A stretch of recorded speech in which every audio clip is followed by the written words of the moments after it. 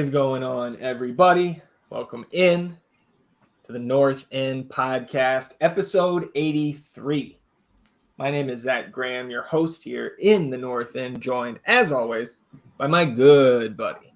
He's on record as my best friend. His name is Ian Michaud, and we call him E, a.k.a. Lee James, a.k.a. Sebastian Drew Easy, a.k.a. Eastradamus, a.k.a. Pap E. O'Daniel, a.k.a. The Fashionista, a.k.a. Chili Willie, a.k.a. Joe E. Chestnut, a.k.a. Ian Stonkel. E.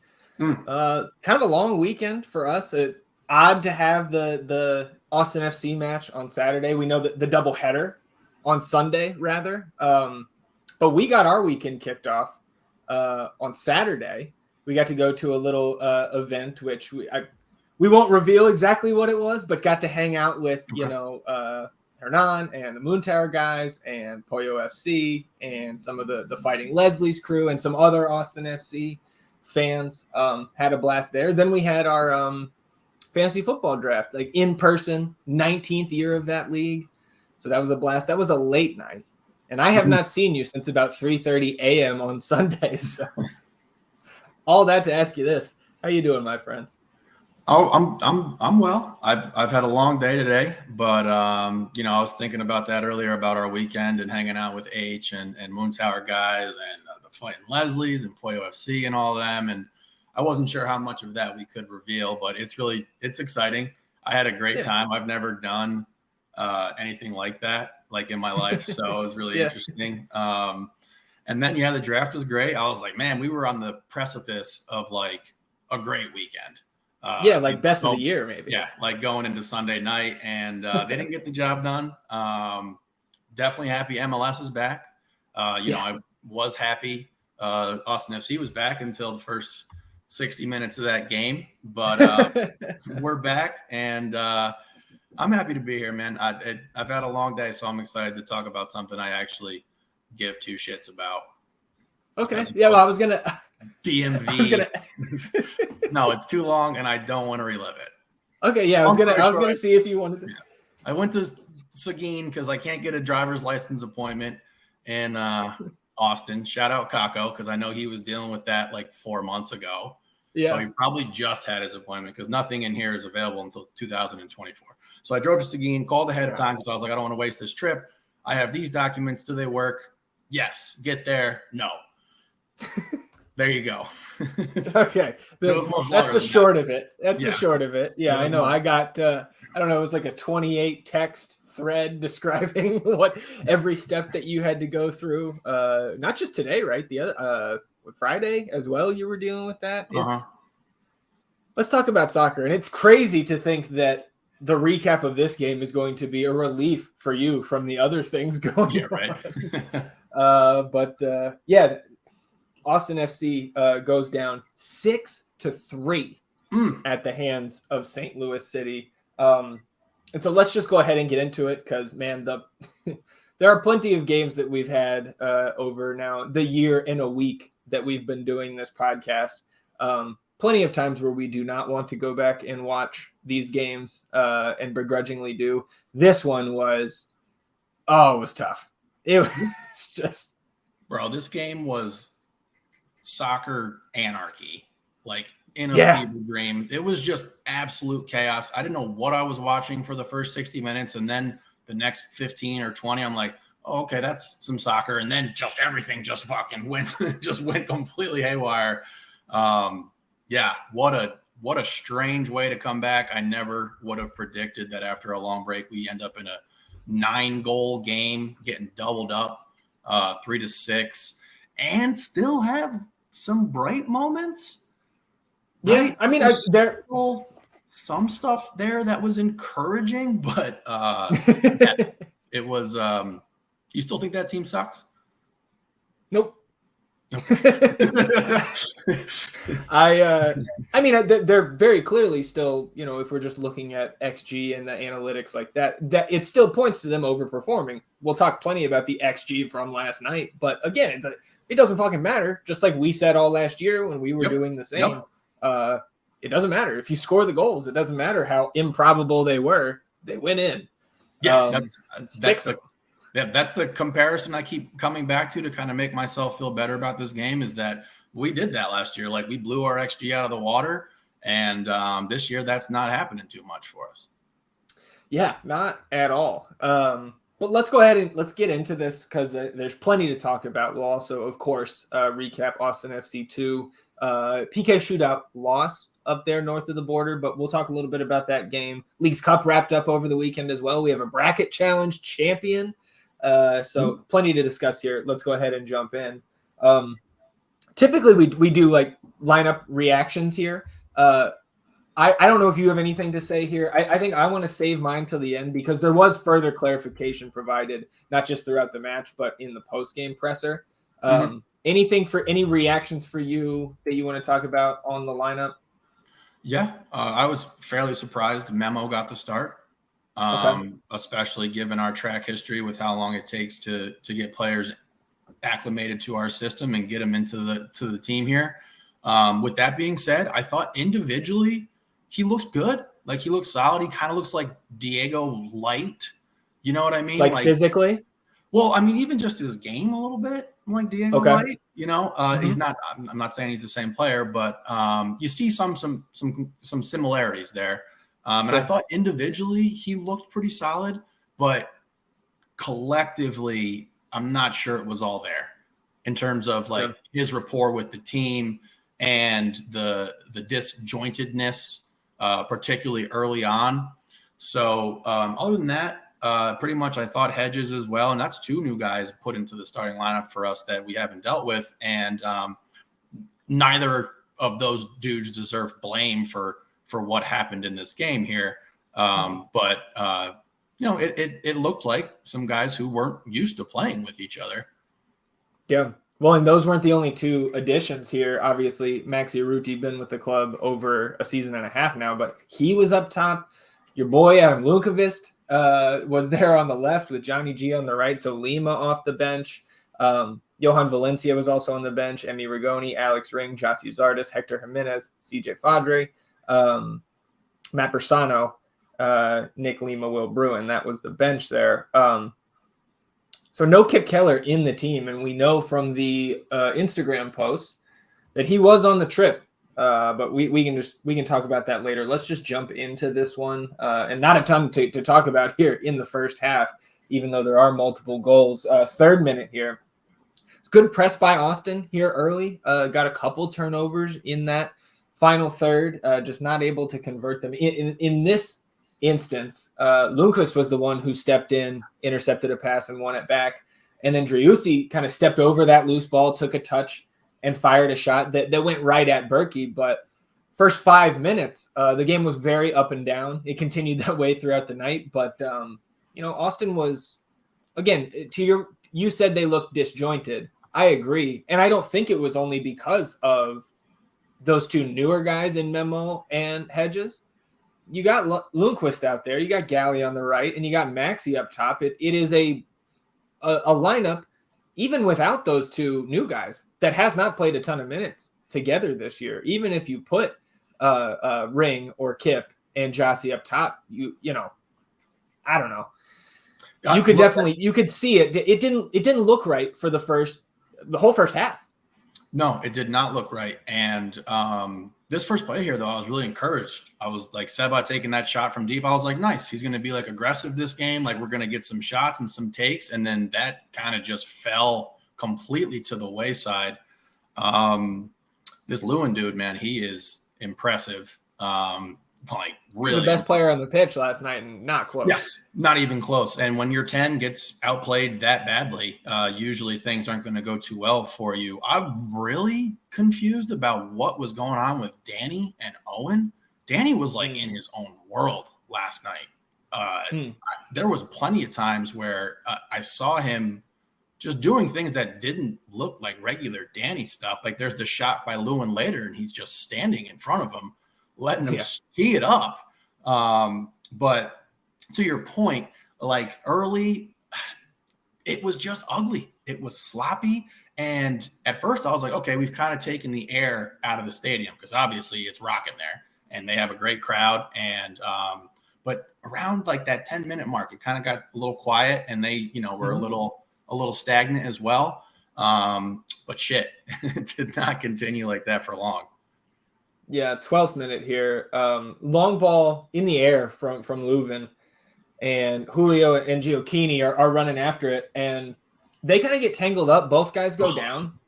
A foul's called, and a yellow is given to Julio Cascante, which, again, that would have put him – he was on yellow card caution, he and Nick Lima. So that would have put him out for the Copa Tejas clash this coming weekend. Luckily, that foul got rescinded. The card got rescinded, foul overturned. The foul was correctly then called on Gioacchini, which, again, I think at worst it's a no call. But clearly no fault of Cascante there. And I know there was some question around, I think, like the legality of that review. I think what the official said was that they reviewed it for, I think, mistaken identity given the card. And then, and then overturned the foul. But I don't know if you can do that. I saw some people discussing that on social media this morning. It was like a more league-wide account that follows like officiating around the league, and they were discussing like, it was, they got the call right in the end, but I think the way they got there was maybe a little bit questionable. Right, because I mean everything else we've seen where you like challenge a call, it doesn't mean that there's another call that gets made. But I guess in soccer you can get a drop ball or what have you to try to change possession there. But I'm glad they got it right because I definitely lost my fucking mind when he pulled out. You said some things in the group chat. When he pulled out the yellow, I was like, that was absolutely flabbergasted. Yeah. Well, it's like at the end of the day for us, it's, the right call was made, so no harm done. But it was close. And I think my response to you in the chat was like, I think they can rescind. We know they can rescind red cards. I think they can also rescind yellows. And that would have been if it wasn't on the field last night. I think post-match it would have been taken away. But anyways, enough on that. Moving on here, 21st minute. St. Louis building up here are, everybody's favorite Jared Stroud's got the ball. And on a turn, Owen Wolff is marking him. And on this turn, Owen just two-hand shoves him to the ground. And my immediate text to the group chat was, okay, like we were waiting. Who's going to deck this kid? And, it could have been a little bit more. But that was the first, like, all right, fuck this guy. We're putting him on his ass. Stroud had gotten Seba before that, right? He had fouled somebody. He had fouled somebody before Owen got him, tagged him. Oh, did he? I don't think I picked up on that or saw it or. I like how testy it is between there. There's no love lost at all. Yeah, there shouldn't be. But unfortunately, it turns out to be not the best foul. Yeah. Because with a foul, as our buddy Phil West put it, with a foul comes a free kick. And Edward Leuven, maybe the best in the league at these set-piece free kicks. St. Louis, after this, I guess we could just say, off the set-piece, Leuven lofts it in. Tim Parker makes a looping run kind of around like 6 Austin defenders and is he's definitely not man-marked. It looked like we were kind of in a zone there because there was nobody following him. So clearly there wasn't it wasn't man-to-man on him, but he takes advantage, jumps over Seban, whoever was on the backside there, puts it right past Stuver at that near post. And that is now St. Louis's 19th set-piece goal, which leads the league. Wow. So again, like I think at the end of the day, and not trying to get into any sort of like summary of the match here, but again, I have now come around. St. Louis does not suck. Okay. That bit can end. The way this loss happened, I think is concerning, but losing to St. Louis at St. Louis, where I think Cincinnati lost 5-1 this year, the team that's on a record pace with a third of the season to go. I believe they also beat RSL 4-0 in Salt Lake. This team has had some really impressive performances this year, and 2 against us. Yeah, no, we were. I was feeling confident going into this game. I really thought that we were going to have kind of a vengeance game, be amped up for it, and we did not come out that way. We came out flat and unprepared. And look, this has been a talking point throughout the season. these set pieces and finding or marking your man and however we're guarding it is not acceptable right now. We cannot be giving up goals like this. We're not good enough to overcome it. And right after we get scored on, they throw up the when St. Louis scores first, they've never lost. And when we concede first, we've never won. So, you can try to, do a little mental trick and be like, oh, well, the announcers talked about it and brought it up, so now it's about to get broken. But more often than not, you're wrong about that. So this is a concern, and it has been a problem the whole season. And before then, when it was Ring in there and he lacks the size, there was a little bit more of understanding from my part. But now with Hedges and Julio back there, it just can't happen. That's a center back coming in and like doing his job, but somebody's got to be on there. And if it was a zone marking thing, someone's got to get physical with them. If you're playing zone, you have to have body contact at some point in time. Otherwise, it just creates avenues and lanes. And a great header by him. Stuve was on it, but it was just perfectly placed. Put it down on the ground like a true professional. Back of the net, and we're in some trouble here. Yeah, both games. Tim Parker, the one scoring the opening header this season.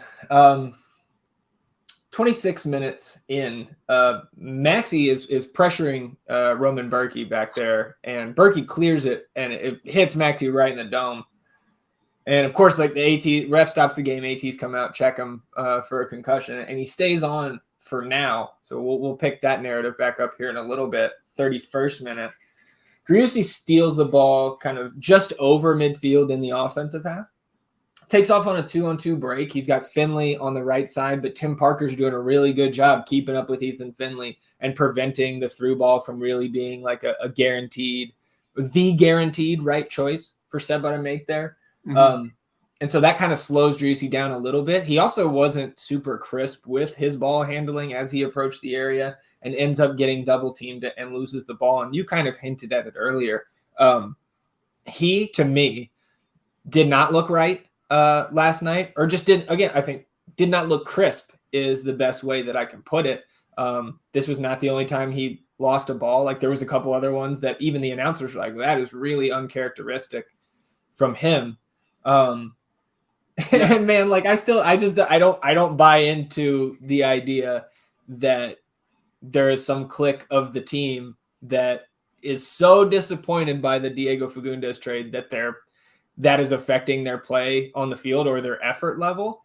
But it wasn't his best night. And like he gets the goal and he's super involved late. So like the rating looks good, not even fine. It looks good, 8.4 on FOTMob, but I thought it was a below average night from our number 10. Below average seems pretty generous to me. I mean, he gets the PK late, and that's going to boost your score anyway. So, but I want to point out that all night, Finley was too sucked in. He was too narrow all night. And on this play as well, he's getting pulled in. And it just doesn't open up the space for us, which kind of allows Seba to get double teamed here. And with Memo on the opposite side, I thought Memo was in a good wide position for us and how we want to play. And that it's kind of how Finley plays. He's got the attacking style. He gets on that right wing and then he wants to come in. He wants to get on net. And he has a play later where I think he takes a shot or it's a late pass. Either way, it was an ill-advised play. And it was because he got stuck in no man's land here in this narrow section near the 18, on the outside of the 18. But in regard to Seba, like I said, I was super encouraged at the gate. He takes that shot. I'm like, okay, yeah, like let's go, baby. But it was not his best night. And unfortunately, when that happens, we're not going to look too good. Yeah. Yep. 37th minute. Leuven takes a shot from deep. This is what you were touching on earlier with Danny. Danny just lets him have this. And for a guy that we like, it's on the fucking scouting report that Ever Leuven can bang one from 10 yards outside the box. Yes. Like we knew that coming in. So there's no way that it's not on. It's probably first, second line on his fucking scout. Like I don't get it. And again, even the announcers are sitting there like, what is Pereira doing? He just like kind of half-heartedly puts his foot up. Stuver's rooted to his spot. This shot ends up going off the crossbar and is cleared out. But like, look alive, man. I was very confused with Owen and Danny's play in their usual, very connected, very synergistic partnership there in the middle. And Leuven lets this rip. Man, he almost looks like a linebacker. Yeah, he's a big guy. Looks like a running back. Like, damn.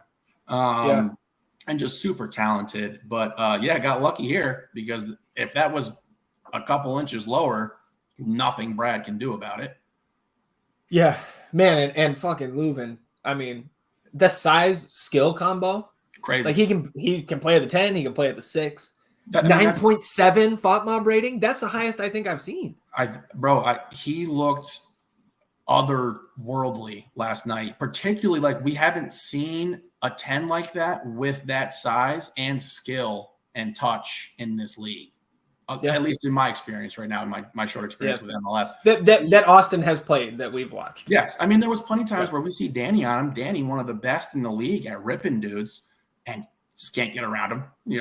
Shoulders, turns his back to him. It's like, and Danny looks like a child next to him. And I was just like, fuck, man, this dude is eating us up, and he can go anywhere. There's a play in the second half where he gets all the way back on defense and takes the ball off, I think, Rigoni.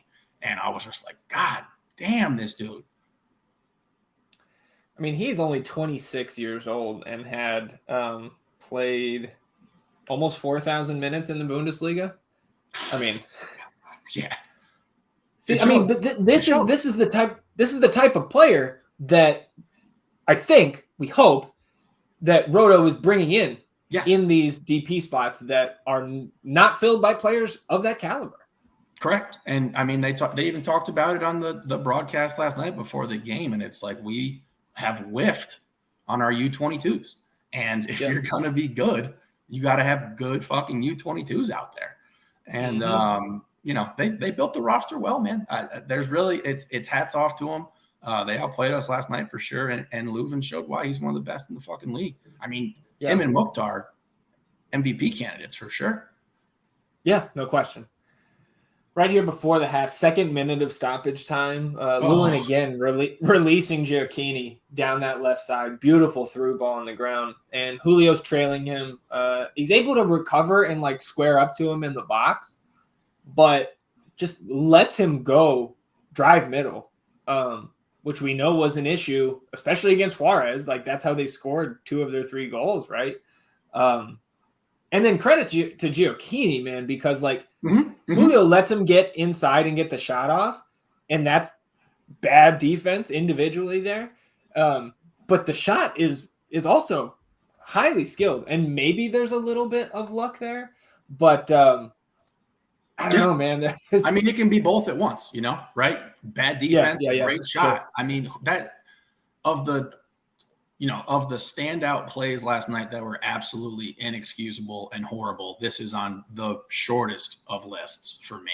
Yeah. Because this is just basic defense. First of all, know the fucking scouting report immediately when you see somebody and know which foot they kick with. That's part of your job. You have to be able to process that instantly.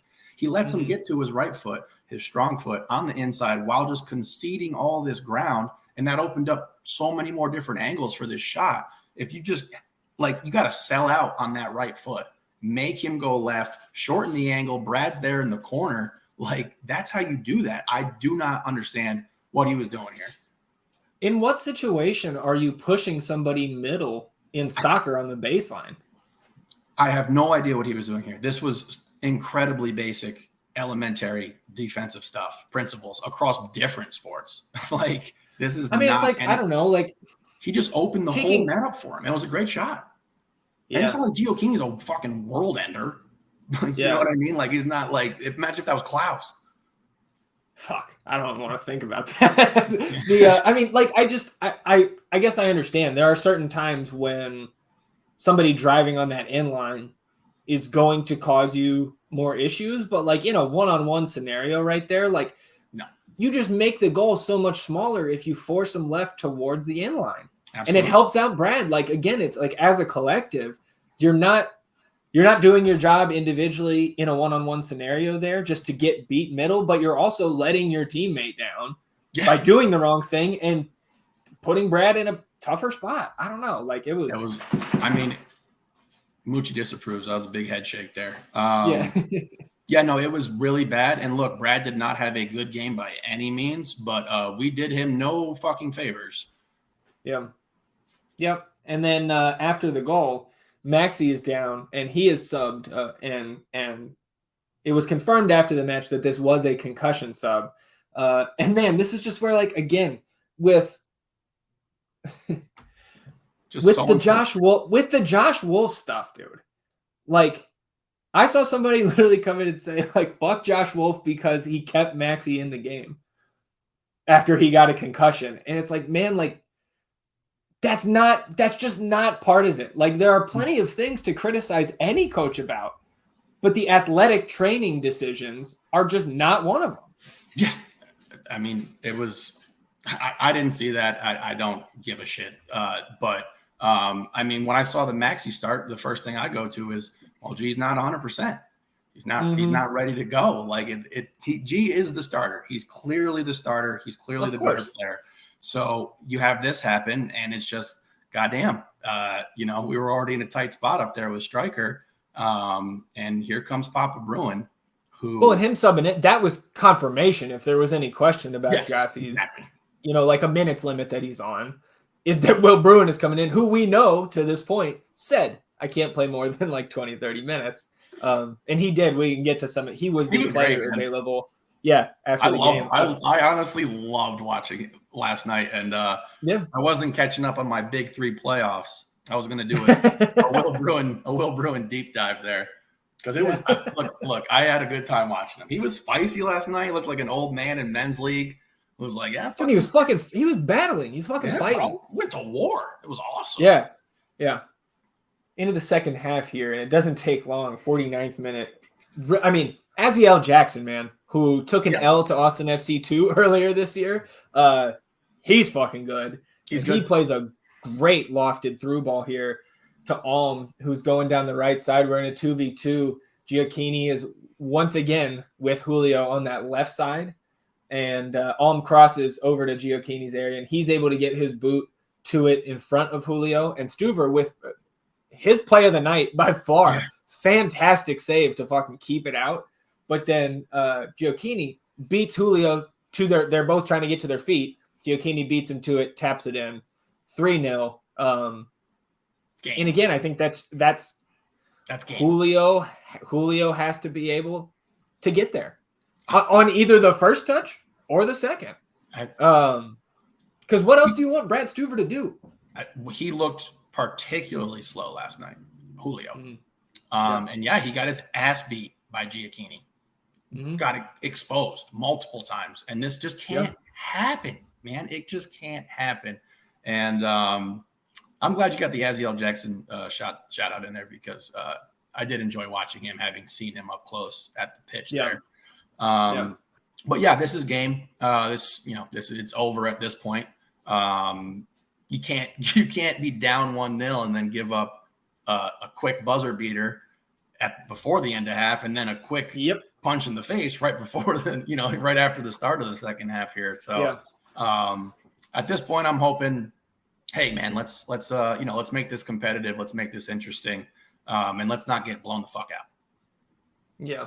And fuck man, just going into the half, like you said, if you don't give up that one right before the half and you got 45 minutes to go down 1-0, you feel pretty good after how toothless. Yeah. It was 0.02 XG in the first half. You had nothing. No, it was awful. And just to come out like that after this break is really bad and inexcusable. And if I had to have, take some sort of bet that if we were going to look better in the first half or the second half after this long break, I would have absolutely gone first half, because maybe in the second half you get a little more tired actually getting to that game speed and everything. Yeah. But just completely flat, and deserved to get some points hung on our head here. Yep. 55th minute here. This is where the team fucking finally starts to wake up. And I will say, the caveat of the team fighting to the end, they can get some credit for that, but you're down 3-0. So the other team is going to kind of let you, they're just going to pack it in. They don't have to do anything else really. And so like some of this, again, No, I'm not gonna lie to her. You don't get as much credit as you would in a 1-goal game for the things that they did, at least from me down the stretch, just because of the game script. And absolutely because of the game script, and also because playing till the end is part of the gig, baby. It's your fucking job. That's your job, dude. So yes, the game was effectively over at this point, and St. Louis definitely lets the foot off the gas here. But we did keep fighting, to our credit there. But you can't dig a hole like that. You can't come out flat like that and expect to beat a good fucking team in their house.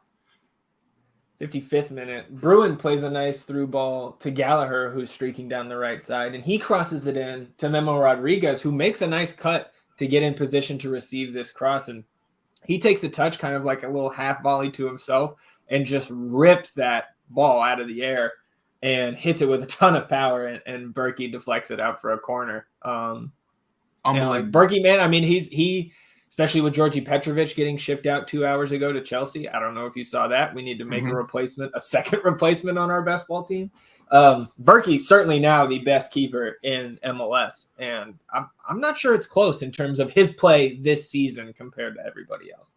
I mean, look, we lost this game 6-3, but we easily could have had 5 goals, and this is one of them, because Memo didn't get the memo that we were hoping he would push us back to 2022, Austin.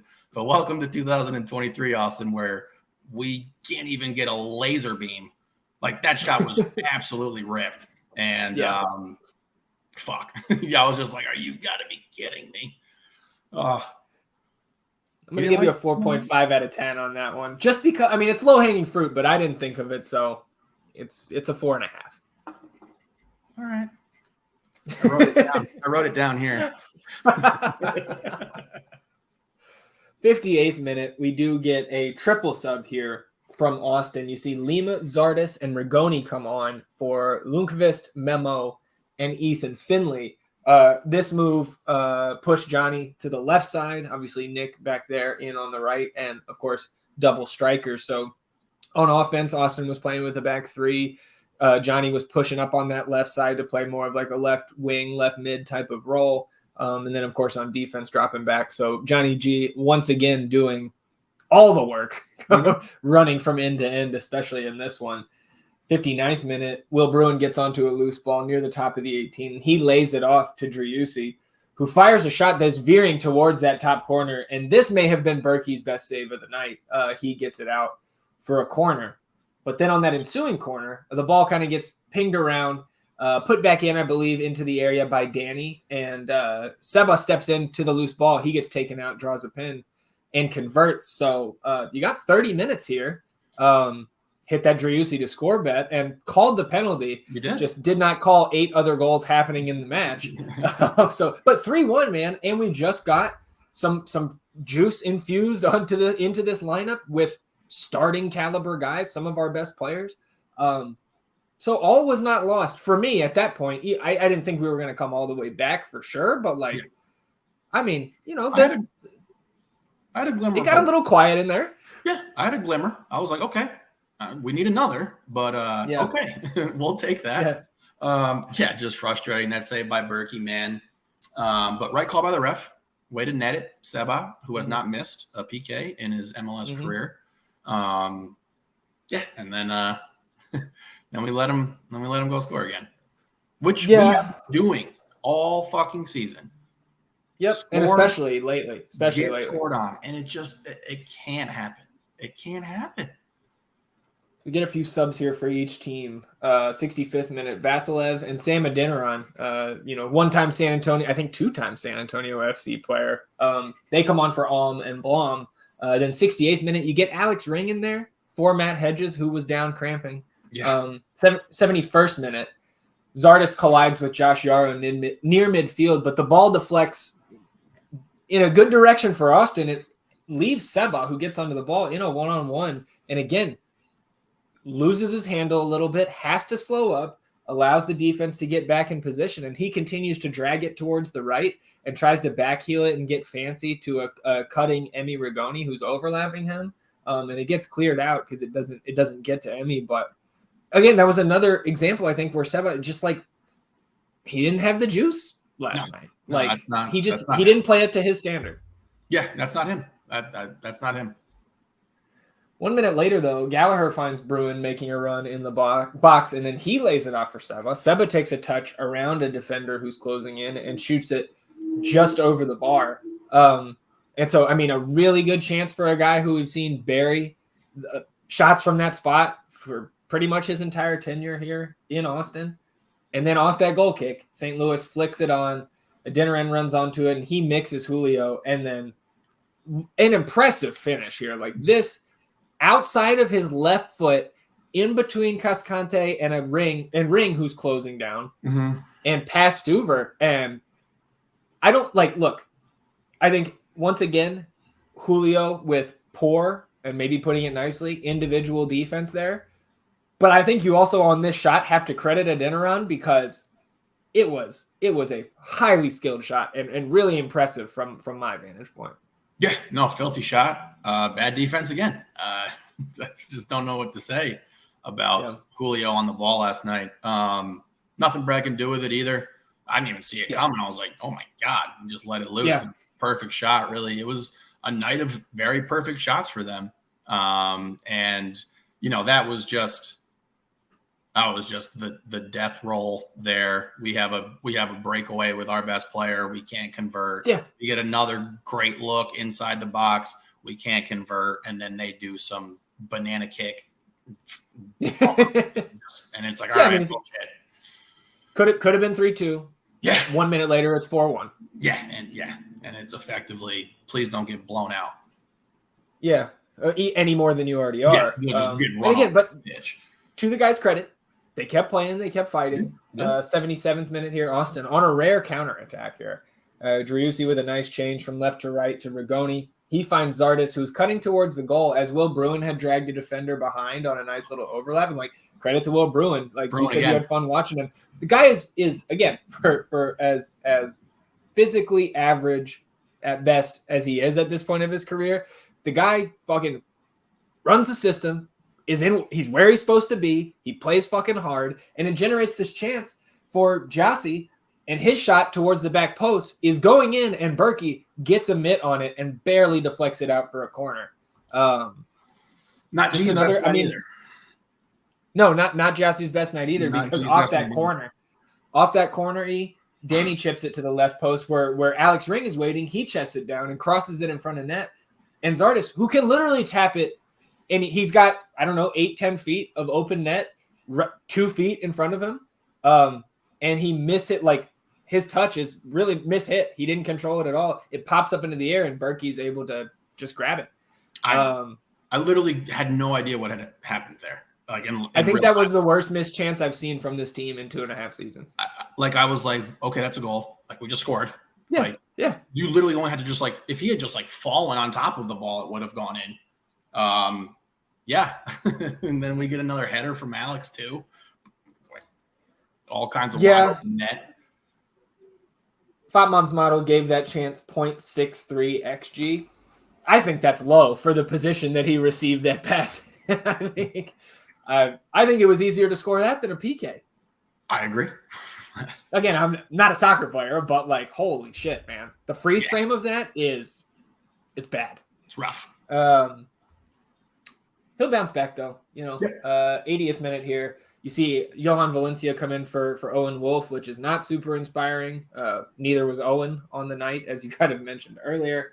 85th minute, Gallagher with a cross towards the back post on the right, and Ring's there unmarked. He heads it right at Berkey. Flag was up anyways, but it's just another play where it's man, we really cannot finish. What did the flag win? Oh yeah, because the ref said just play on. Played through it. Yeah, and it was the story of the night, man. And about Owen real quick, poor game, looked bad. Shit! Whoa! Breaking news. Gio Savarese got fired. Oh shit! Yeah. Oh boy! Watch your back, Josh. Watch your back, Josh. Was there a what? Was there a website? Sorry, I messed up that joke. I'm sorry I stepped on it. It's okay. That's yeah. Whew. That's surprising. That's just gonna make our fan base even angrier. Yeah. Yes. Like, how could we get? How could we rile them up some more after this game? Yep. Oh shit. 87th minute here. We'll keep rolling here. 87th minute. Danny plays Gallagher into the 18 on that left side. He gets to the end line and crosses it back into a dangerous position in front of net. And Will Bruin pounces, bangs it past Berkey for 2 here in the 87th. So again, no delusions of grandeur here. I don't even, not thinking about, but just making it more respectable and continuing to push through the final whistle. So that was good to see. And he deserved it. He did. He that absolutely deserved a fucking goal. He's from St. Louis. He was showing out for the city there. I was like, come on, give us a Will Bruin just fucking miracle game. Matthew Dellavedova, send him to the hospital after because he just put a hat trick up and carried us to a point. No, great shot by Will all night. He was fantastic, man. He honestly looked like the best player on our team. Dellavedova sent him to the hospital. That's a deep cut. Come on, some people get him. Some people get him. Yeah, no, there's no doubt. We have some people that get the fourth level NBA references here. Yeah. So off the kickoff, St. Louis works their possession into the final third, and Thomas Ostrak, who had just came on after the goal, his first touch puts a fucking great shot past Stuver. I don't know what Brad's supposed to do about this one, but again, defense allowing St. Louis to have space in dangerous areas, and 5-2 just like that. Yep. And I mean, this isn't even a result of their high press kind of like, we're on your ass. Can you handle this? This is just walking up to the 18, picking something out and put it in the back of the net. And look, we did it again. It's fucking unreal. Know how many games it's been. We've done it so many times this year. First minute of stoppage time, 3 minutes later. Driussi's driving towards the 18. He takes a shot. That one gets deflected, but it falls right to Rigoni, who's just inside the box on the right, and he takes one touch, and he buries it past Berkey. 5-3. Yeah. Oh, if I had told you before the game Rigoni and Bruin scored, how much do you think we win by? And then we score 3 on the road? In St. Louis. Well, we said we couldn't beat him in a shootout. True, you're right. And 4 minutes later, Stuver must be getting excited about the NFL or something, because he tries to throw a 40-yard touchdown pass to Ring all the way across the field. Sam Adeniran does his best cornerback impersonation, and he intercepts the pass, takes a couple touches, bangs it home past Stuver, 6-3, and the referee mercifully blows the game right after that goal went in. So 6-3, the most goals Austin FC has given up in any competition in club history. And I hope it is a fucking decade before we give up another 6, because that sucked. Yeah, that was really not fun, just watching them take the ball out of the back of the net over and over again.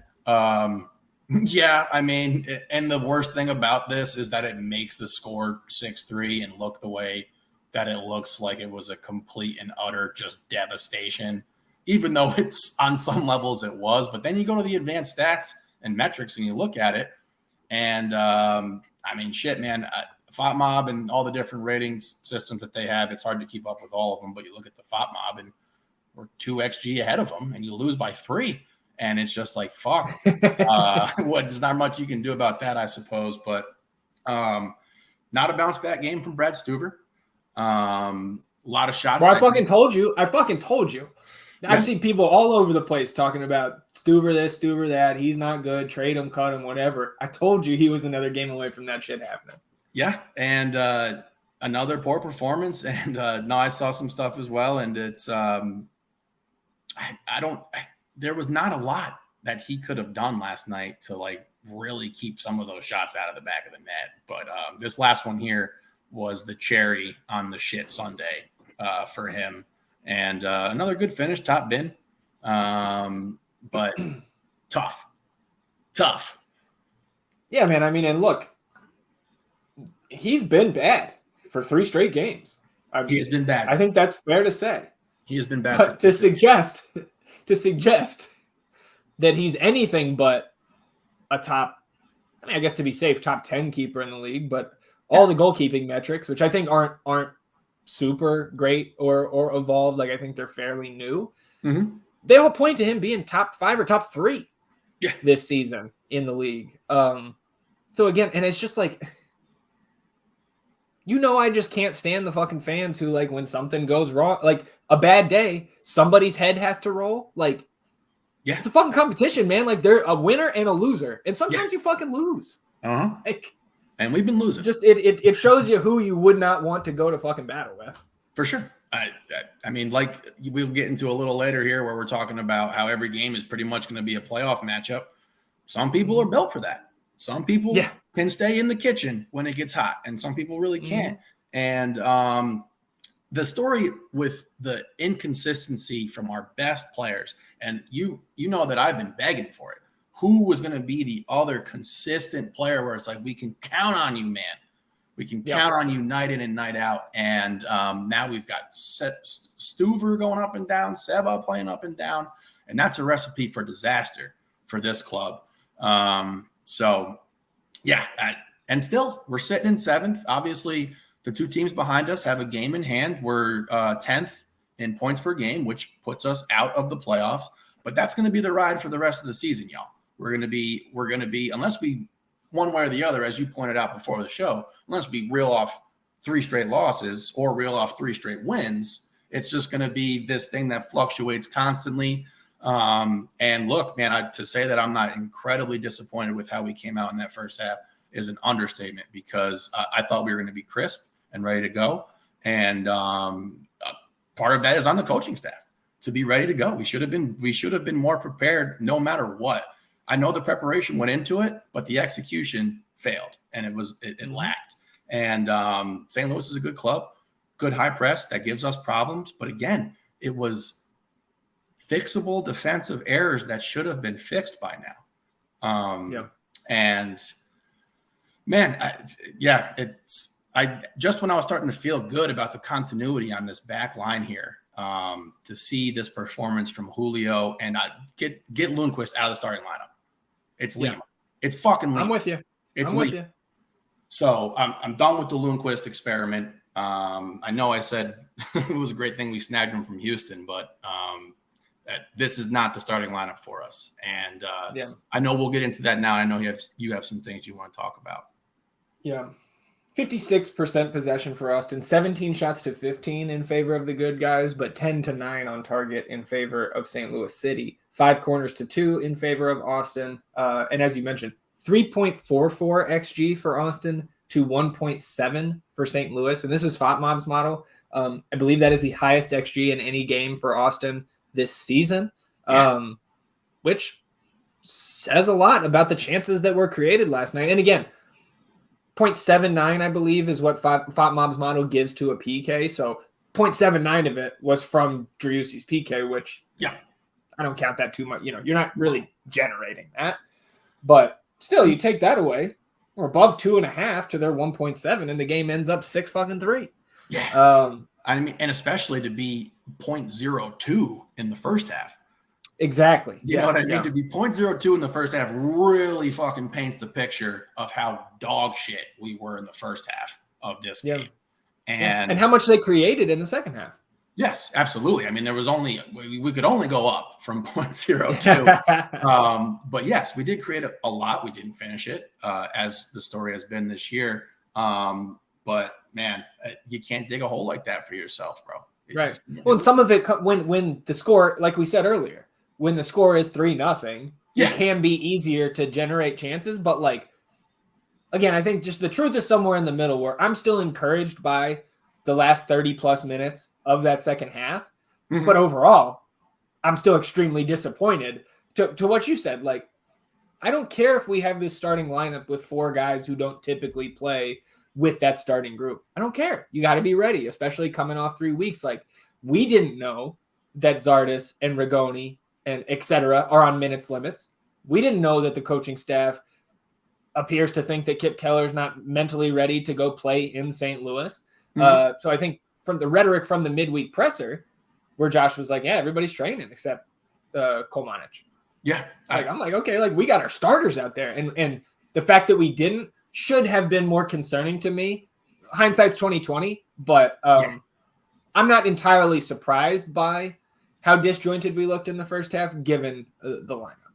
Yeah, and I mean, I would like an explanation as to why Lundqvist started.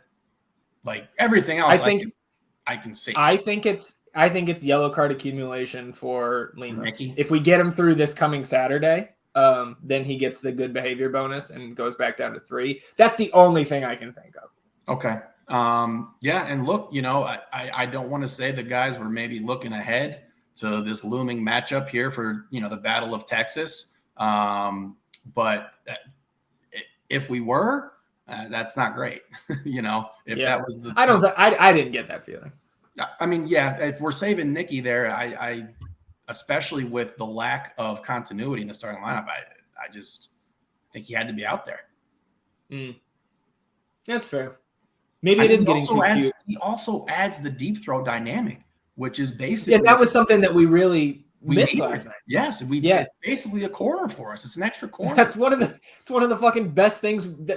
That's why Julio's out there. It's one of our best plays. Yeah, it really is. Also, I mean, the thing that stuck out to me more than the XG, because the XG fluctuates depending on which model you're looking at. 7 big chances created last night, which is the most created this season. We had 5 against Violette at home and 5 against Montreal in the second game of the season. So obviously we missed 4 big chances against Montreal. We missed 5 last night. So we missed as many big chances last night as we've had in a game this season at all. We've had 5 twice and 4 once. And the 7 chances created is awesome. Like, it's great. And anytime you get sorry. Go ahead. I keep trying to jump in there on you. And it was all in the second half. Yeah. I don't know, man. You can just we're so fucking on edge about this shit right now. We're just I'm chilling. Talking over each other. Where, you ain't chilling. You're putting on a front. Let's move on to not be chilling. Let's talk about some of the quotes in the press conference. Josh said the guys obviously put in a lot in the second half to grab goals. Sadly, we could have scored many more goals, but you're down by 2 or 3. It's too late. You have to start the right way. You have to show the resiliency and the grind. We know we have a big game next week, and this wasn't good enough in any regard. And then addressing Julio Cascante's defense and the defense as a whole, saying that, it's very similar, letting guys dribble back inside. It's not what we want to see happening. It happened certainly in Leagues Cup a few times. We saw it again tonight. It's keeping the guy wide, making the goal smaller, and helping Brad. There were a number of times we needed to be better, both in the individual aspect and the collective. It seems like every shot for them was going in. We're letting them get into too good of spots. And on the flip side, we could certainly take some of our chances a little better. We got 3 and could have had 5 or 6. But again, there's got to be more into this before you're down 3-1. Yeah. The game can't be 5-6, no matter if we put those goals away or not. You can't be giving up 6 fucking goals to this club. Well, they're the number 1 team in the West.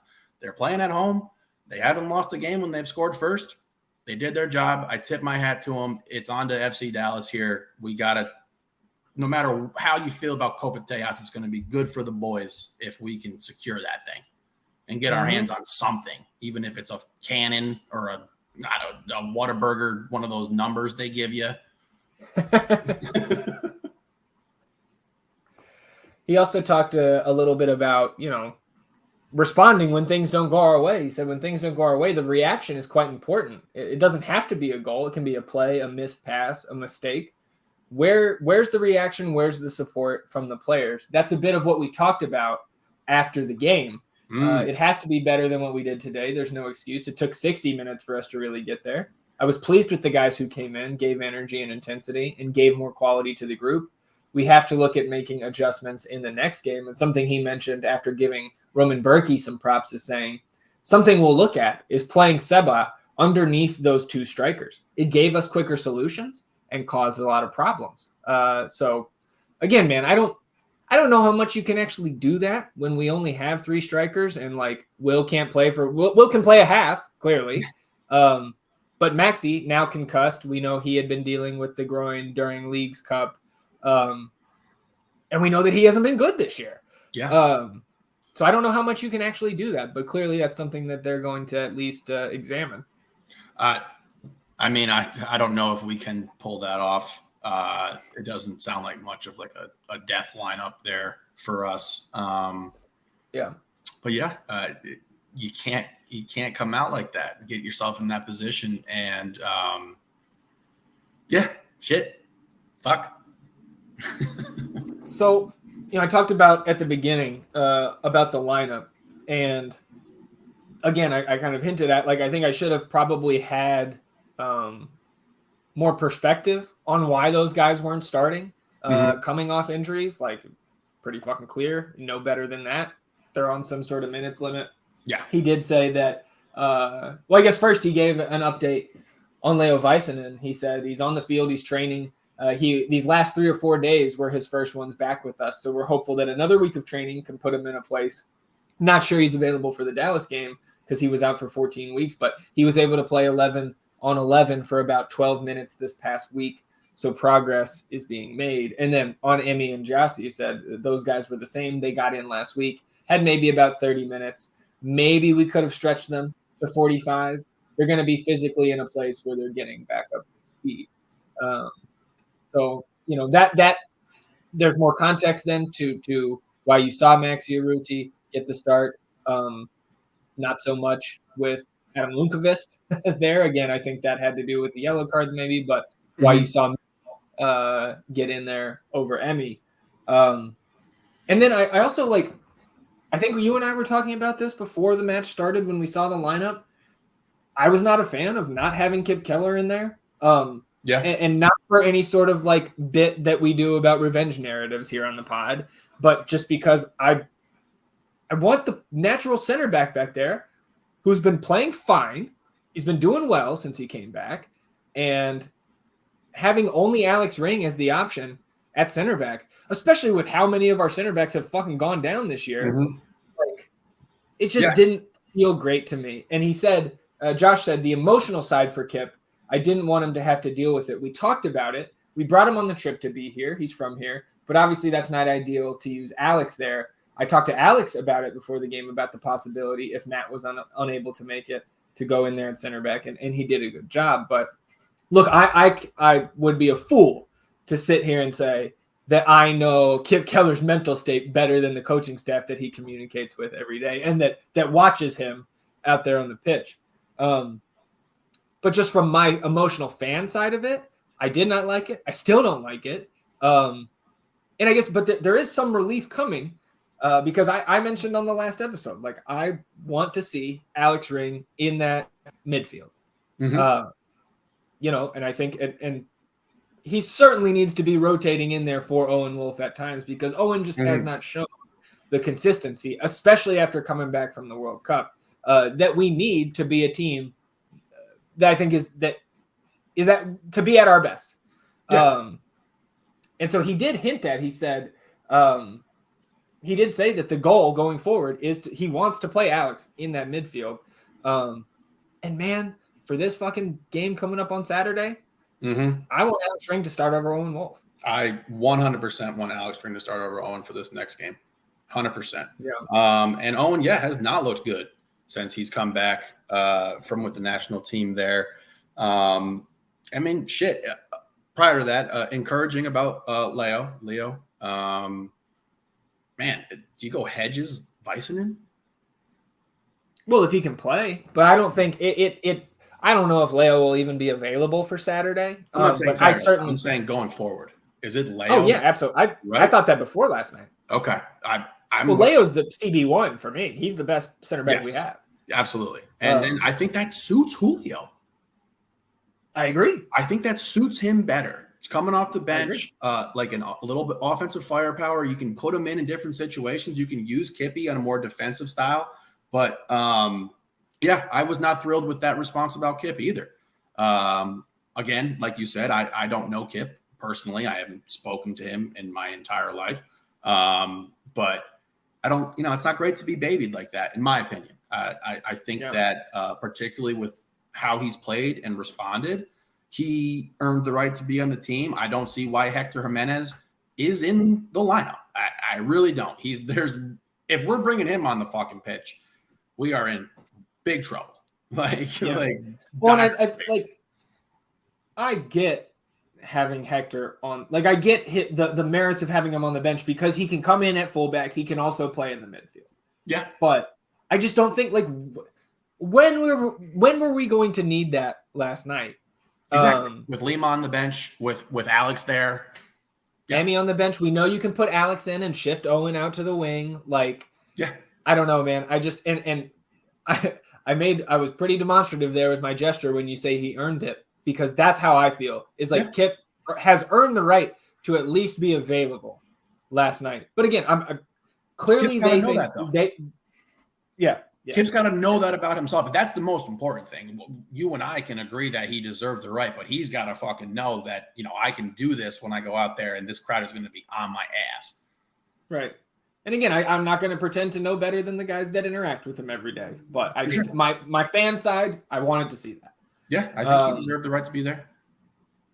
Will Bruin came in and talked a little bit. He said that the scrimmage against NYCFC was good for him to get minutes, helped him with game fitness and sharpness. He said, there's training just doesn't get you ready for the real thing. Game minutes is really what you need to get up to 90-minute fitness. Obviously, not trying to get up to 90, but he's at 45 now, clearly.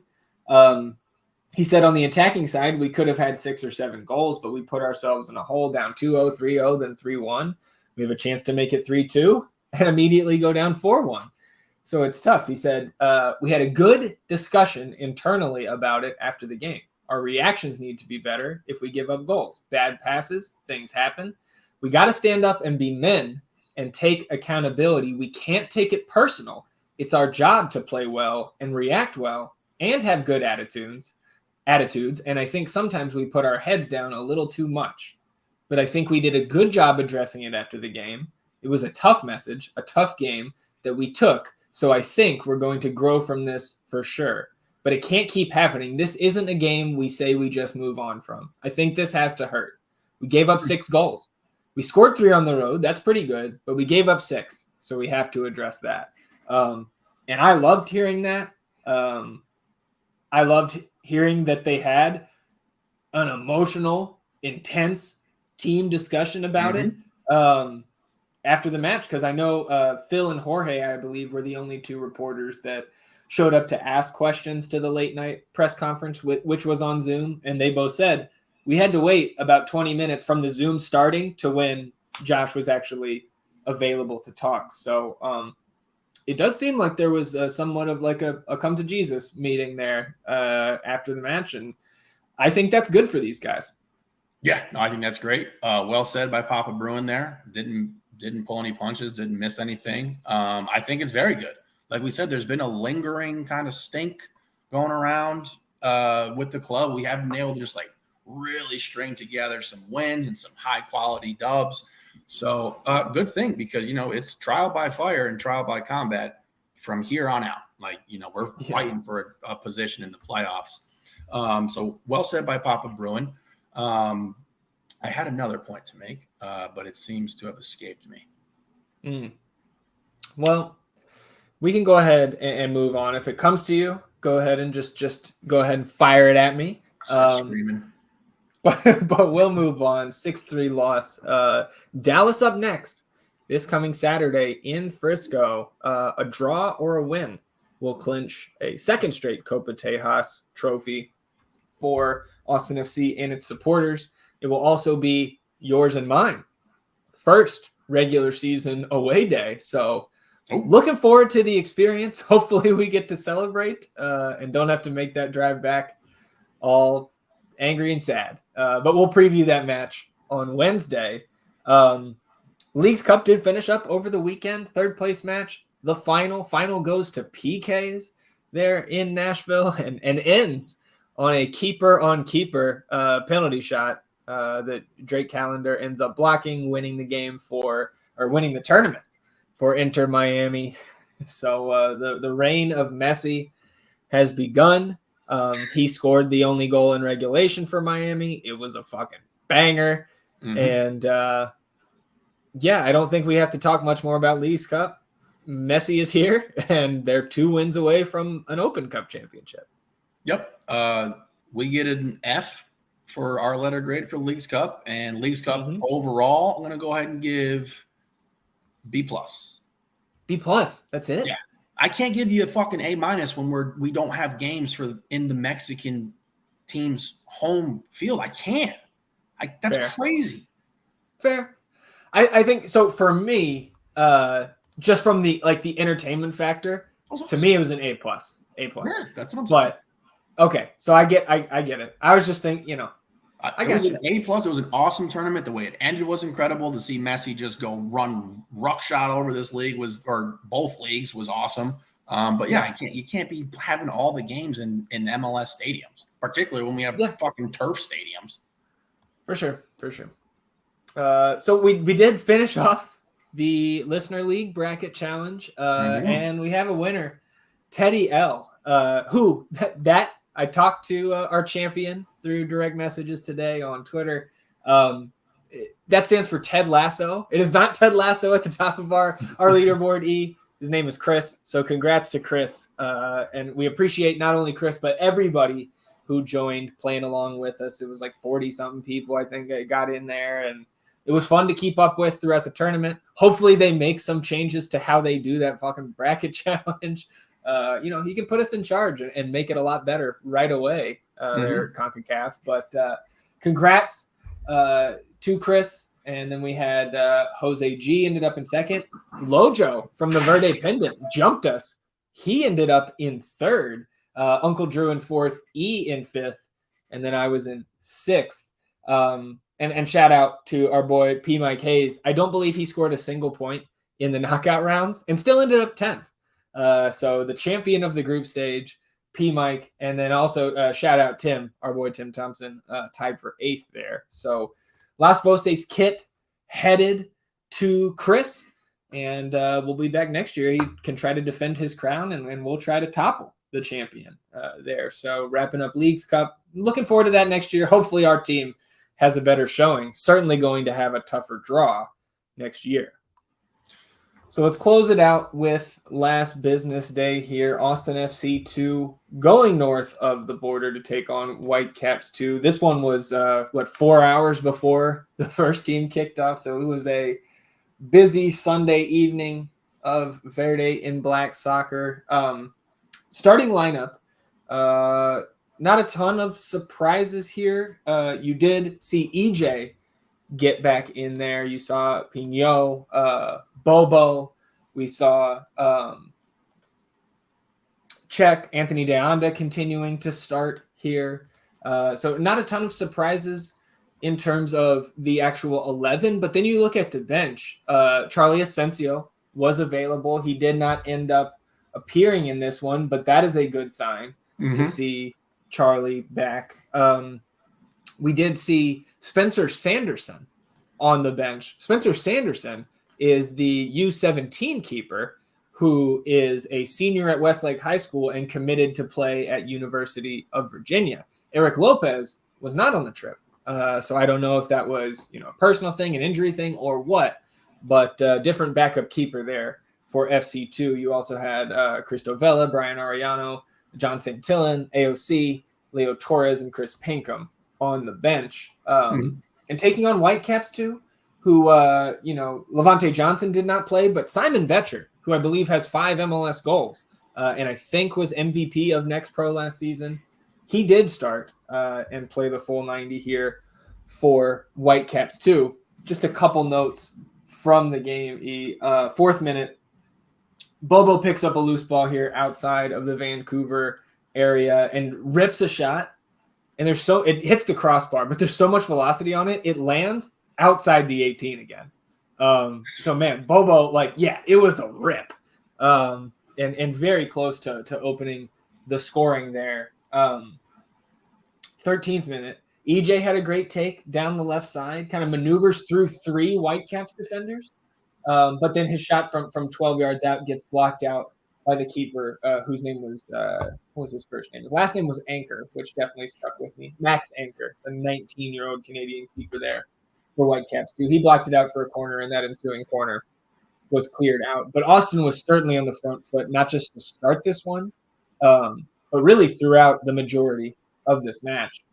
19th minute, 2 solid Austin chances. Both end up going right at the keeper. The second one was from EJ. He was really aggressive early on, and it was good to see. He's got his physical profile, especially his speed, his strength speed combination. I think is something you don't see a ton of guys have at this next pro level. I agree that they're either not as strong as him and faster, or not as fast and a little larger. But I mean, you look at the stats from this game, really a game that we should have won. You go check out the FOP mob. There's greens all over our side of the ball. And then man of the match goes to Max Anchor back there. So definitely a game we should have won. 21 shots, two off the goal. So tough. Yeah, 3 big chances. All 3 big chances missed for Austin FC too. 28th minute. This guy that they had starting at the left wing, Lowell Wright, who was just built like a fucking tank. He gets a curling shot on a Vancouver counter that goes over an outstretched Damien and hits the crossbar. But man, that was kind of their only chance, really, their most dangerous chance of the first half. But it's just sometimes it's odd to see somebody who's built like that moving so swiftly and putting a shot on net that's so accurate. It was a nice play by their guy right there. And then 3 minutes later, EJ gets free again near the top of the box after a deflected ball kind of lands at his feet.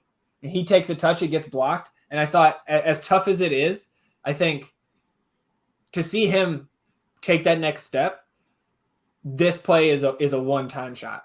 I don't think you don't have the time to you got to get that shot off when you have the chance, when you've got the sliver of space.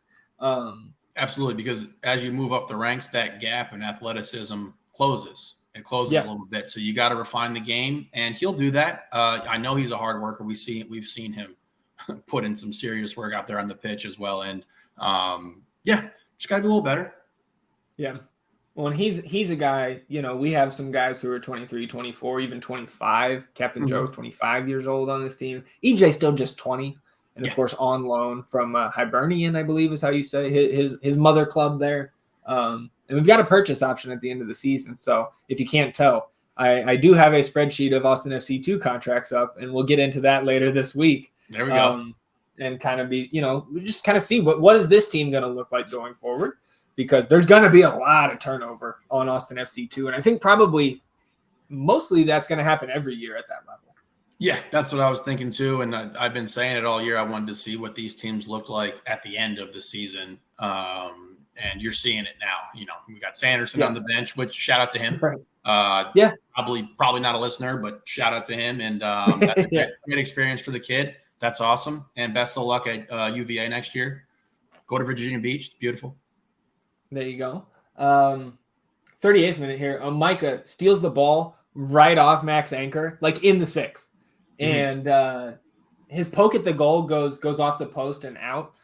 And I think in that moment, he had, I forget the teammate who was kind of making an overlapping run behind him. But if he takes a beat, takes a breath, and has exercised a little bit more patience there, I think either that run by his teammate is going to pull Anchor a little bit towards the center of the net and really open up that angle to poke it in at the near post, or he's going to be able to dump it off to his teammate and just have a dunk.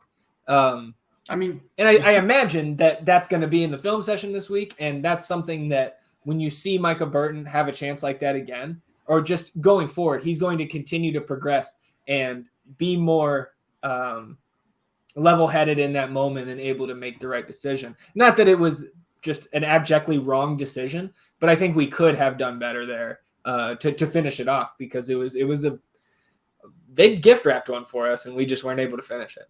Yeah, anytime you take the ball off the keeper, you're probably salivating right away. This is the guy for sure. So for sure, to your point, little patience there. Again, if he got that one back, I think he would have done a little differently with it.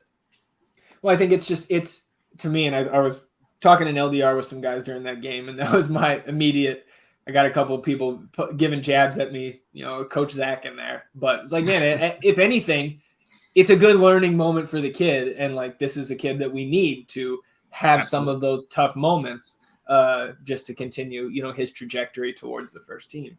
Correct. Couple notes here in the second half, starting with the opening goal here. Anthony Deonda makes a great run down that left side, overlaps EJ, and EJ forwards it onto him. And a great cross by Deonda over the outstretched anchor. And that actually, I don't think it found an Austin head, but it kind of gets deflected around in the box. And Val Noel is crashing in, and he takes a touch with his chest and then is able to poke that into the net after anchor was off his line from the good cross by Deonda. And so it's great to see Deonda contributing there and Noel, cleaning up a goal and up 1-0. And the way this game had gone to that point, it felt like that was going to be enough. Yeah.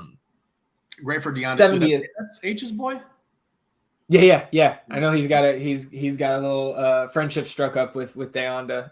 That's awesome. And I always remember H talking about how Deonda, like in his path, just reminds H of himself and some other, just young, like first generation Mexican-American young players coming up and getting these opportunities. So I know, and it's great to see a guy that we know is one of the few that I think has the combination of youth and upside that we could see having that trajectory towards the first team one day. Love it, baby. Yeah. So we can skip most of these notes, to be honest.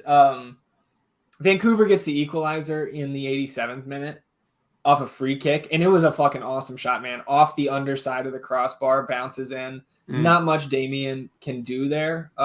Sometimes you got to credit the offense, but 87th minute, so we're headed to penalties. And our five was AOC, Micah, Alonso, Ramirez, Joe Hafferty, and Czech Ray.